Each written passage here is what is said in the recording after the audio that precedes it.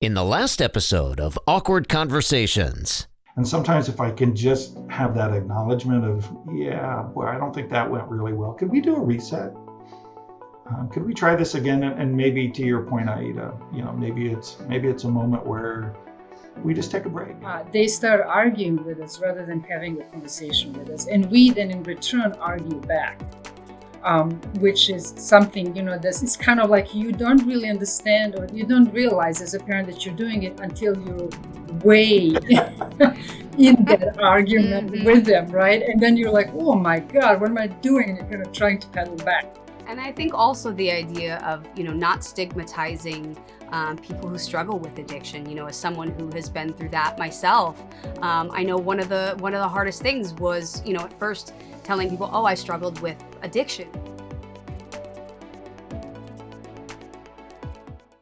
So let's say that, something has happened. Maybe you found some pills, you found something in your kid's room or their backpack. You've had the conversation. You've confronted them about what's going on. You've tried to come up with a plan and next steps. What level of vigilance needs to happen after that? What are some next steps for parents so that they can sort of know where to go from there? I'm sure the desire to want to go to the extreme, that's it, you're locked in your room, you're Rapunzel now, you live in a tower, you're not going anywhere, is, as a parent, that's very tempting. But it's not reality. So where do parents go in next steps after that's happened? And how do they keep their kids safe, if they've maybe had some substance use going on? I think one of the places where we can start is to think about what is it that they know about substances that they're using, right? And if we go into those conversations with them, we might find out actually that they do not think that what they're using could be marijuana or alcohol that they've tried, that they actually do not think that it could be harmful to their own development or to their brain development or to their ability to perform well in school and such. And so those are also opportunities, for us to talk about with our children, to talk about where do they get their information. You might have been on the receiving end, as I have, of people say. So what does it mean, people say, to somebody who's a teenager in today's times when there's social media out there and they can get information really quickly? And it meant something completely different when I was, for example, growing up, right?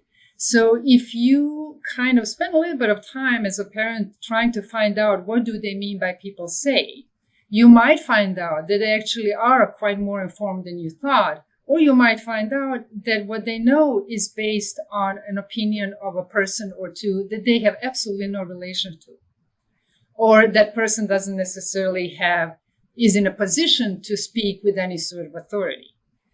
So that goes back a little bit to the conversation perhaps earlier about if we have both questions, we don't know something, maybe we can Google it together. Maybe we can find out about it together. But through that process, you're also actually teaching yourself and the child what are some good sources of information. Seeing something that somebody in a chat posted on social media that started off as a topic that maybe, you were in alignment with and then went off rails or wherever, right? Maybe that's not the best source. And so you do not want to shouldn't criticize, the young person for where they got their information, but it is an opportunity to say, look, I think I'm realizing now that what you know is not necessarily well informed. It's not necessarily correct. Let me show you another source. Let me show what somebody else says. And there are plenty of resources out there for parents to tap into to get correct, good information. But you would be surprised. Just how much misinformation is in their head. And they walk around, with such confidence of having that information, right? Oh, yes. My girls find out, they'll show me something on TikTok. Look, this actually happened. And I'm like, that is such an edited video. This is terrifying to me that you think this is real. You're like, oh no, I haven't shown you what real and fake, but this is the stuff that they're exposed to. And this is the things that they're going around with all their friends is, no, look at, this is really what it is. This actually happened. And it becomes really hard to combat that. And especially if you aren't having open conversations with your kids and you're not talking back and forth with them, and once you've gotten to the point where there is some substance use, it can be scary for parents, and it feels like that relationship is damaged. There's been dishonesty, there's been sneakiness, there's been a lot of things that are going on. I remember my mom and I getting in arguments about it when I was young. And I remember that was the thing that she always said was, I'm so hurt that you lied to me, that you lied. And so parents have to deal with those feelings as well, those feelings of betrayal and dishonesty after they've had an incident, after maybe substance use or substance abuse has become an issue in the house. So, what's a good way for parents to sort of maybe get through some of that, their own betrayal, and get on to the next steps of really being present and helping their child without their own feelings kind of muddying things up and getting in the way?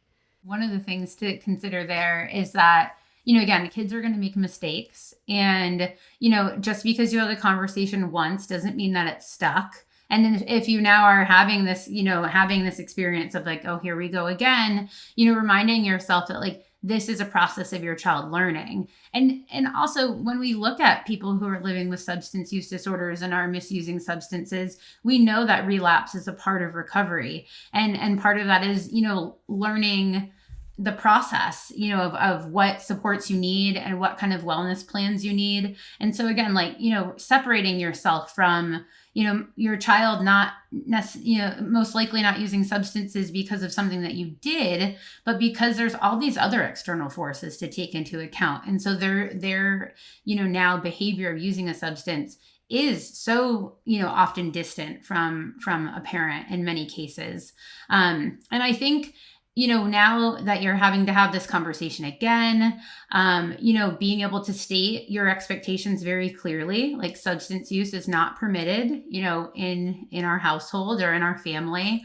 And so, now that we're back here, thinking of it, your job is to help shape your child's behavior. And so one of the ways to do that is to kind of consider maybe something like a behavior contract or similar to kind of like a reward and consequence type plan. And so what happens when you use substances in our house? What will happen if you do that? And what will happen if you don't? And so, again, setting those clear expectations of what will happen in each case. I think if a child has been using substances, then, it is thinking about, okay, well, we're going to, restrict some of your social time potentially initially. We're going to restrict some of your access to kind of cash and money. Your curfew might be limited for, a period of time. There may be some chores around the house that maybe you have to kind of contribute to. And I really think that progressively, kind of coming out of the consequence can be really beneficial too.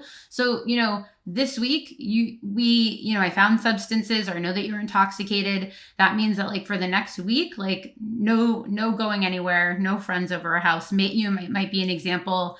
2 weeks in, if we're, still not using substances, maybe like your friends can come to our house, but we're going to have additional supervision. We're going to make sure that like, or if you're going somewhere, it's not, I'll see you, in several hours. It's, okay, you're going to go to the movies for 2 hours and I'm going to know where you are. And then you're going to come home. So you're kind of, you're giving them opportunities to build back that trust. And you're also not allowing them to have, you're not allowing them to have loose boundaries so that they also then might end up getting in situations where acting impulsively and using substances again might be more likely. I mean, I feel like a lot of parenting is sort of letting the leash out and pulling it back in and letting it out and pulling it in. I find myself doing that with my girls all the time. We go, oh, you finally reached, you're mature enough to go to the mall with your friends and go do this on your own. And then they do something completely bonkers. And you're like, oh, well, I get, you're coming back home, not going to do that again. And then you have to sort of reevaluate and you go, okay, well, how long has it been? What behaviors have I seen? Have I seen some change in maturity, etc.? Can I let, now they go to the mall again, maybe I'll sit in the food court and be there present so that they, how, like, it's really sort of, and it's never staying in one place. It's never stationary. I do know one of the things though, as a parent, and that other parents I'm sure are going to deal with, is the question of, well, you have a glass of wine. Why can't I? Well, it's legal for adults. Why can't I? I'm 17. I'm almost going to college. And I asked that question because I know that was a question that I said as a 17 or 18-year-old. And it's really important. And I think it's one of the things that parents are often faced with that really does stump you when you go, how do I explain that? What do I say? So I think if we could give parents, a way to answer that question effectively and honestly, I'd love to hear what you guys have to say about that. I want to pick up on something, Amy, you had spoken a little bit about. And part of that parental conversation is the why. I don't know that we spend enough time. And that really gets to, I think, where you're going, Jodie, is we don't really talk about the why of this is not good for you, right? There's a tendency as a parent in that crisis moment to react rather than respond. And that probably has more to do with our emotional regulation and trying to calm ourselves down and collect our own thoughts. But I think part of, your question there is to talk about it in terms of what happens for me as an individual. And I tend to view it, so my mind is the one thing that makes me uniquely me, right?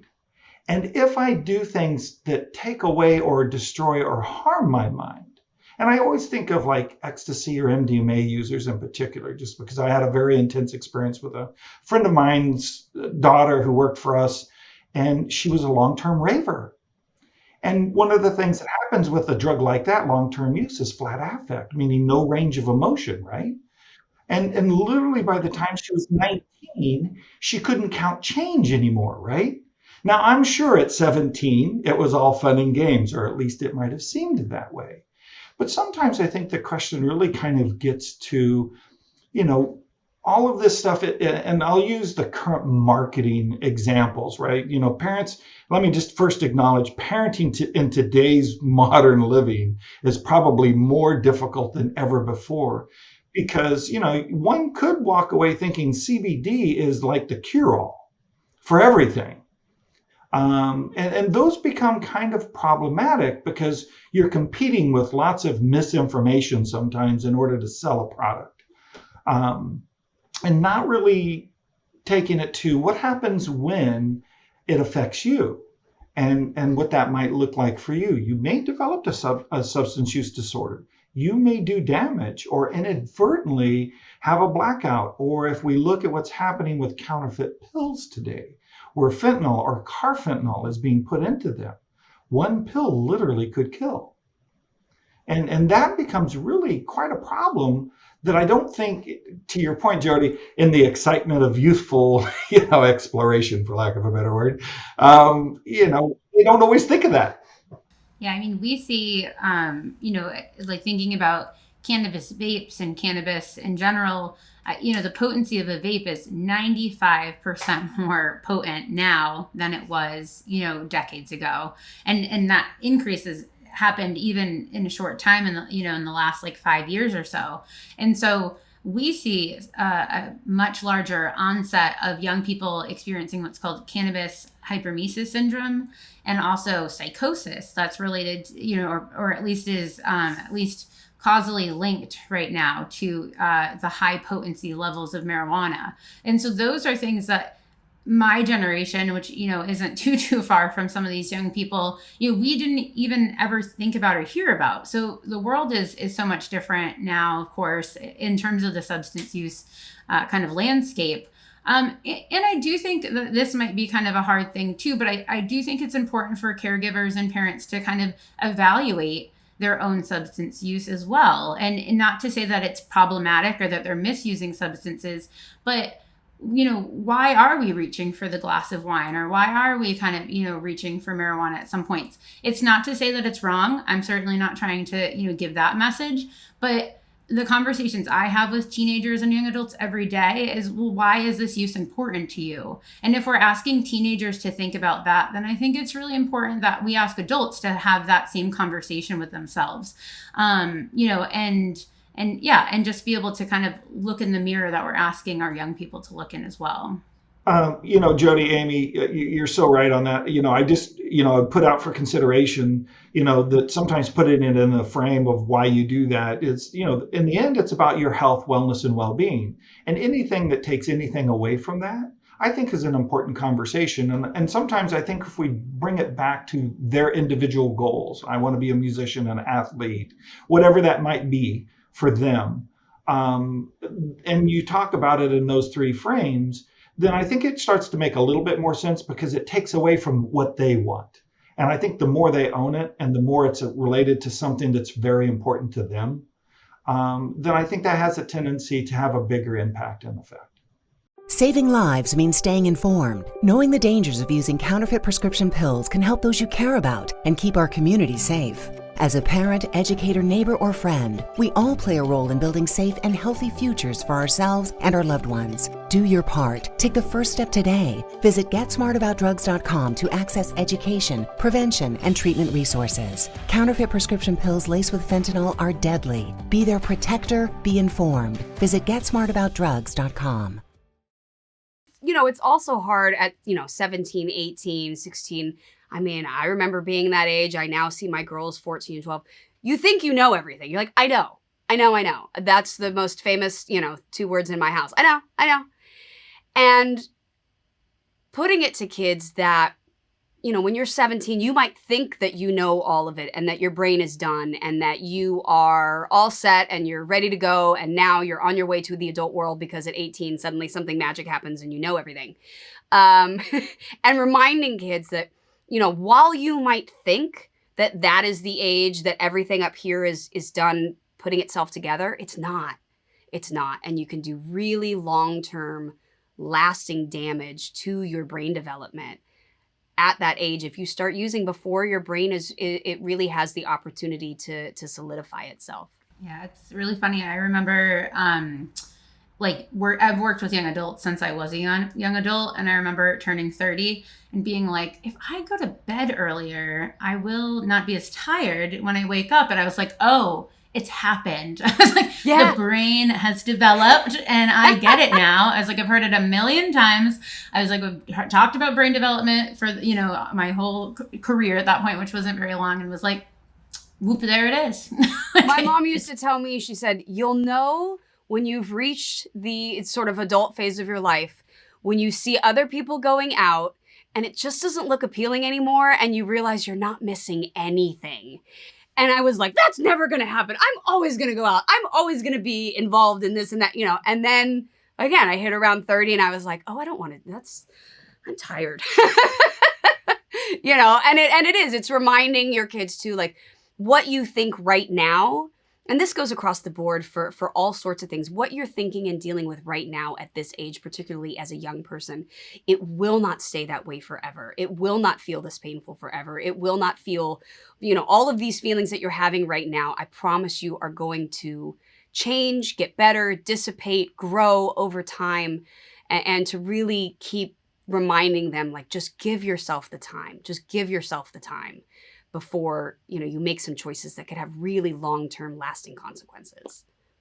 Well, I think one of the most important things that we have talked about, not only in this episode, but in every episode of Awkward Conversations, is really building that relationship, that strength, that bond with your child. That is the key to helping them through substance abuse, through all of the turbulent times that they're going to come through.